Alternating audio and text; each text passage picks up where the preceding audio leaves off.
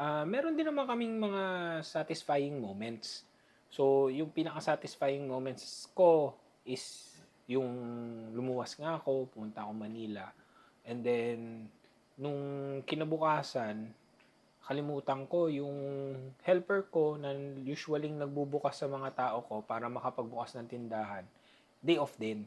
So, nung nagdo-doorbell sila, walang sumasagot, siyempre, naturally. So, tumawag sila sa akin.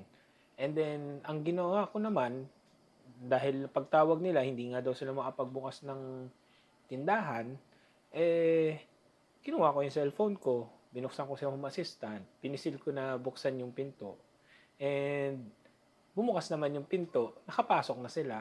So, nakapagbukas ako ng tindahan nang hindi sila na late, walang problema. So, tapos, nasa Manila ako noon.